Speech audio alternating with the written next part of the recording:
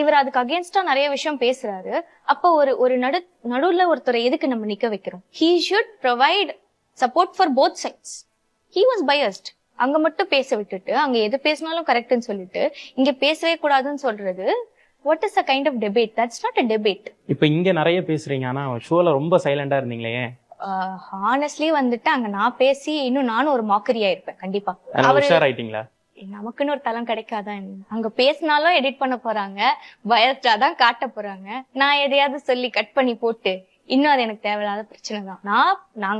நான் போனது எஜுகேட் பண்ணணும். பிளஸ் கவர்மெண்ட் ஒரு நல்ல விஷயங்கள் பண்ணிட்டு இருக்கு. அது கூட சேர்ந்து நாங்க whoever showing empathy to animals, rescuers, feeders, caretakers, இவங்க எல்லாருமே வந்து ஒரே ஒரு ரெக்வெஸ்ட் தான். கவர்மெண்ட் பண்றத we are giving her hand. 2 பேரும் சேர்ந்து பண்ணி இதை இன்னும் எஃபெக்டிவா பண்ணி கோவா மாதிரியோ ராஜஸ்தான் மாதிரியோ டெல்லி மாதிரியோ ஒரு ரேபிஸ் இல்லாம 0 ரேபிஸ் கேஸா கொண்டு வருவோம். அதுதானே